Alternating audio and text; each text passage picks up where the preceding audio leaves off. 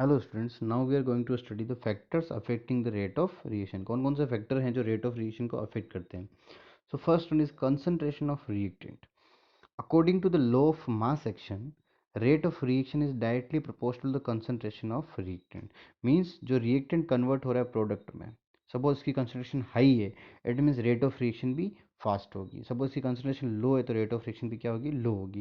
ये किसके थ्रू है, ये किसके अकॉर्डिंग है, according to law of mass action. ठीक है, तो for a reaction suppose A plus B is converting into product B, rate is directly proportional to concentration of reactant, and there are two reactants, so concentration of reactant and concentration of B, concentration of A and B both are responsible for the rate of reaction. ठीक है, so we can write here rate is directly proportional to concentration of A and B. Rate is equal to K AB. K is the constant, okay, proportionality constant. Rate of product,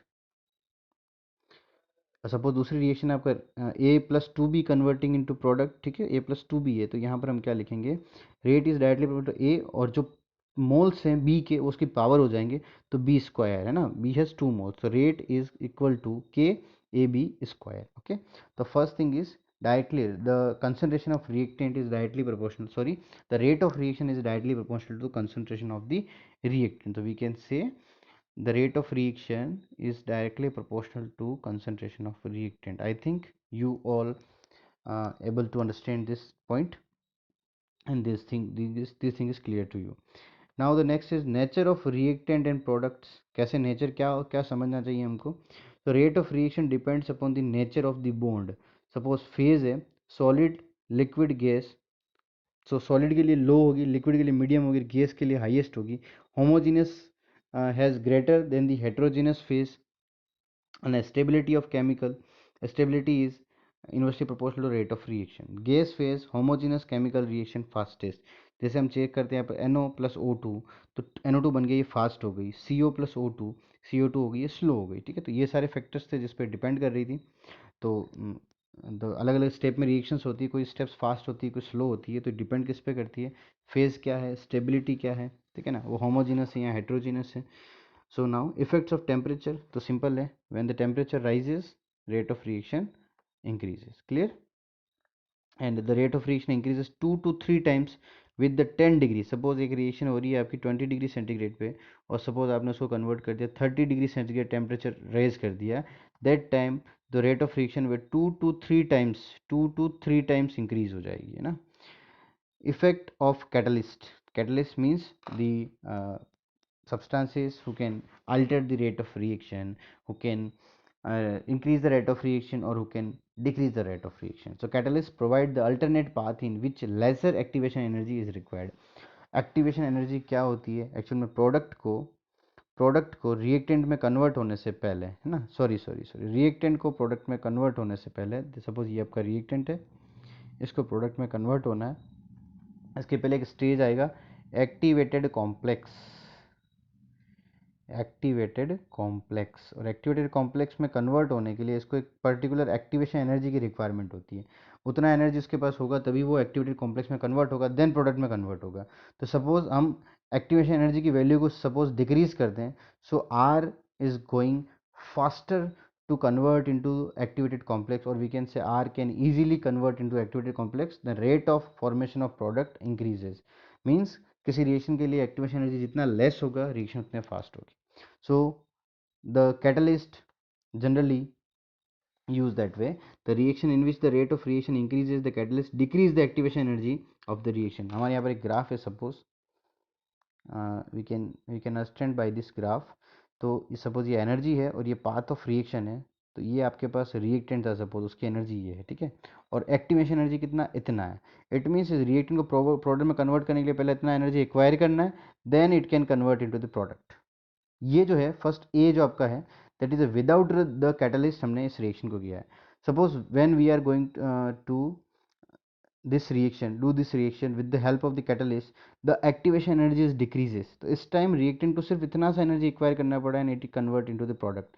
सो यहाँ पर reaction fast हो जाएगी with the help of the catalyst. So E1 is the activation energy in absence of catalyst, or E2 is the activation energy in the presence of the catalyst. Okay, surface area of the reactant, तो rate is directly proportional to surface area, ठीक है। जो भी reaction हो रही, जो भी catalyst हो रहा है, उनका सरफेस एरिया जितना हाई होगा रिएक्शन फास्ट होगा। In a heterogeneous reaction the rate of reaction depends upon the surface area of solid reactant, solid form to powder form. Suppose आपके पास में एक जनरल लाइफ से एग्जांपल लेते हैं। हमारे पास एक वुड पीस है, इसको बर्न करना है, और सपोज इसका पाउडर फॉर्म है, उसको बर्न करना है।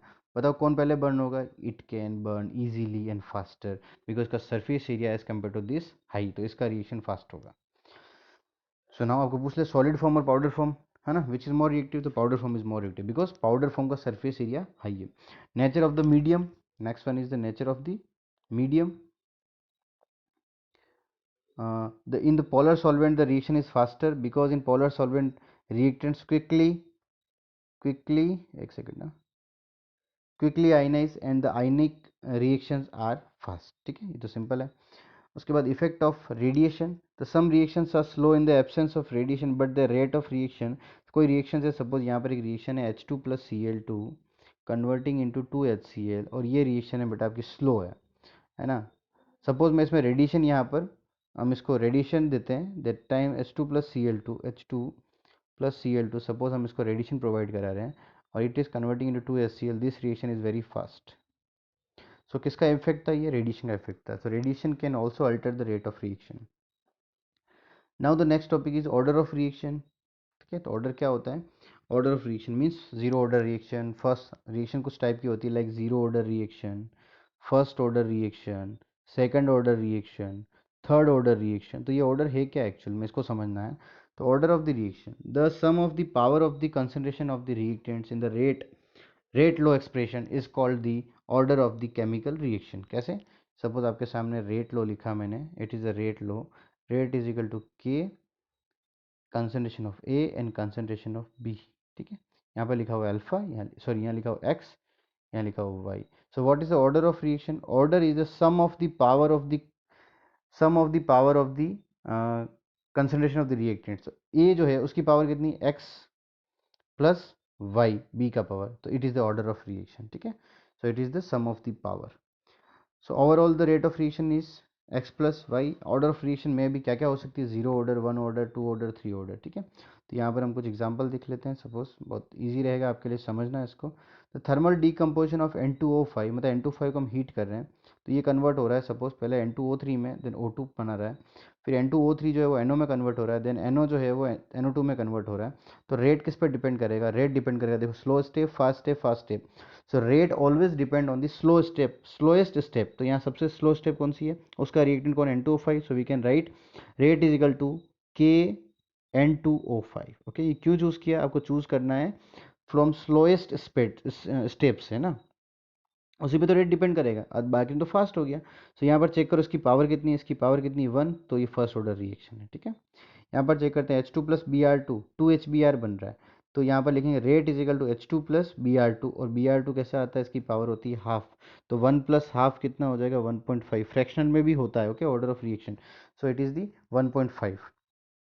Next example H2 + I2, 2HI, तो इसको हम लिखेंगे, क्या लिखेंगे? KH2 और I2 एंड बोथ आर 1 1, तो order of reaction is 2, 1 + 1 + 1। Clear? Suppose आपके सामने ऐसे लिखा हुआ है तो क्या होगा इसका? 3/2 - 1, 3/2 - 1, तो ये हो जाएगा आपका, चेक करो उसको कितना आता है, 3/2 - 1 1, इट इज़ दी 2, 3 - 2, 1/2, तो ये 1/2 आंसर आएगा, इसका मतलब 0.5 आएगा, ये आंसर नहीं है, ठीक है ना। 3/2 - 1। Determine the order of reaction for the following reactions. आपके सामने कुछ रिएक्शन है, इसकी अभी रेट फाइंड आउट करनी है तो आप निकाल सकते हो। देखो H2H+ लिखा हुआ है, इस पर तो डिपेंड ही नहीं करेगी, डिपेंड करेगी H2O2 और I पे। तो H2O2 और ये है आपका I, तो यहाँ पर हो जाएगा 1 1, तो यहाँ पर हो गया 2, ये H2O2 एक्चुअली अंदर लिखना है 2 को। उसके बाद CH3 + Cl2, CCl4 HCl, तो we can check here also CCl3 और Cl2, इस पे हाफ लगता है Cl2 पे, पर्टिकुलर कुछ आपको याद रखनी पड़ेगी, दैट इज़ दी 1 + 0.5, तो 1.5 हो जाएगा। मॉलिक्यूलरिटी ऑफ द रिएक्शंस, ये हमको समझना है, what is the molecularity of the reactions. Molecularity means simple है, the number of species taking part in elementary reaction. which must be collide simultaneously in order to bring about a chemical reaction is called molecularity of the reaction. समझ नहीं आया और आ गया कोई बात नहीं, इसको हम इजीली समझते हैं. सपोज यहाँ पर हमारे सामने फर्स्ट एग्जांपल है. Molecularity means number of the species. अब यहाँ पर चेक करो reactant NH4NO2 how much it is 1 mole. So molecularity of this reaction is 1. So we can say it is a unimolecular reaction. ठीक है. यहाँ पर check करो 2HI. So how much molecules, how molecules reacting each other 2. HI plus HI, HI plus HI, there are 2 HI. So molecularity of the reaction is 2. So we can say it is bimolecular. Similarly 2 plus 1 it is trimolecular या termolecular. ठीक है. So what is the difference between order of reaction and molecularity of reaction? Order of reaction is experimental quantity and molecular reaction is the theoretical quantity. Okay. Second it can be 0 1 2 3 and even fractional. अभी देखा था हमने 1.5 भी थी, but ये कभी fractional नहीं होगी. 1+1 1+2 है ना. मॉलिक्यूल या तो 1 होगा, अदरवाइज 2 होगा, 3 0 तो कभी होगा नहीं. So that's why. और हाफ भी कभी नहीं होगा. It is natural numbers 1 2 3 etcetera. Order of reaction applicable to the elementary as well as for all over the reaction, applicable to only elementary reaction. जो elementary reaction है उसी के लिए अप्लाई होगा और ये सब के लिए अप्लाई होता है. ओके. सपोज यहाँ पे हम चेक कर सकते हैं order of reaction find out करना है. इस रिएक्शन का हमें. सो what is the order of reaction? Half plus 2 है ना. Half plus 2 it is 2.5. The answer is 2.5. now there are some questions. These are question for you 1 2 3, but I am explaining this question. The conversion of molecules of X and Y follow second order reaction. कौन सी reaction follow कर रहे हैं? second order reaction. If the concentration of X is increased 3 times, how it will affect the rate of formation of Y. ठीक है. X से Y बन रहा है, जनरली हम इसको समझते हैं. X से Y बन रहा है, रेट इज व्हाट 2 कर दिया हमने, ट्वाइस कर दिया. इसको 3 टाइम कर देंगे. सेकंड ऑर्डर रिएक्शन मीन्स की पावर कितनी होगी 2. तो rate generally rate is equal to KX2, but X is 3x. हमने 3x बना दिया, उसको 3 टाइम्स हमको इंक्रीज कर दिया. तो now rate is equal to K, x is now 3x power 2. तो इट इज 3 का स्क्वायर कितना होगा 9. तो 9x square. So we can write here 9kx square. It is the generally the order of reaction. अब ये 9 से multiply हो रहा है, मीन्स 9 टाइम्स जो है वो रेट ऑफ रिएक्शन क्या हो जाएगा, इंक्रीज हो जाएगा. ये आपका इनिशियली रेट ऑफ रिएक्शन था kx स्क्वायर, अभी ये kx स्क्वायर किससे मल्टीप्लाई हो रहा है 9 से. इट मीन्स आपका 9 time rate of reaction increase हो जाएगा. ऐसे क्वेश्चंस आते हैं and they are very important. now the very very important topic and the last topic of today's video, rate constant. Okay, what is the rate constant? Rate constant is equal to the rate of reaction when the molar concentration of each of the reactant is unity. कैसे find out करेंगे? Suppose हम यहाँ पे लिखते हैं rate is equal to क्या होता है K और कंसंट्रेशन ऑफ रिएक्टेंट और इसकी पावर. ओके, तो we are writing here rate KA has power x. Suppose x is equal to 1, तो किसी की पावर 1 होती है, इट मीन्स वो क्या हो गया 1. It means rate is equal to क्या हो जाएगा K. So rate is equal to K means K is what rate constant. ये क्या हो गया रेट. तो rate constant is equal to rate of reaction when the molar concentration of each of the reactant is unity. जब वो 1 होते हैं तब जो आपका रेट कांस्टेंट है वही आपका रेट ऑफ रिएक्शन होता है. और इसके यूनिट कैसे फाइंड आउट करते हैं? Rate is equal to KAXBY. So we can write K is equal to rate upon AXBY, rate concentration upon time, it is 1 upon ये दोनों क्या है कंसंट्रेशन है. ठीक है. So 1 upon concentration. So concentration cancel. So where A is equal to B. तो ये आपके पास एक फॉर्मूला आ गया. ठीक है. तो अलग अलग कंसंट्रेशन कैंसिल नहीं करना है, अभी हम फाइंड आउट करेंगे. सो जीरो ऑर्डर रिएक्शन के लिए क्या यूनिट हो सकता है इसका? जीरो ऑर्डर के लिए हम यहाँ लिखेंगे कंसंट्रेशन की जगह मोल पर लीटर, टाइम जगह सेकेंड, 1 अपॉन कंसंट्रेशन को अगेन लिखेंगे मोल पर लीटर. कैंसिल कैंसिल है ना. सॉरी, इसको हम लिखेंगे मोल लीटर इनवर्स, इसको लिखेंगे मोल लीटर इनवर्स और इसको लिखेंगे सेकंड. ऐसे ही हम जाएंगे सेकंड के लिए. First order reaction, first order reaction में हम लिखेंगे mole litre inverse concentration upon time into 1 upon concentration. Suppose यहाँ पर क्या करना है एक्चुअली हमको ये लगाना है, जो उसका ऑर्डर ऑफ रिएक्शन है वो यहाँ लिखना है ना. तो actually order of reaction first के लिए तो यहाँ लिखना है. ठीक है. तो हम यहाँ लिखेंगे जीरो ऑर्डर के लिए 0, तो इसकी वैल्यू होगी 1.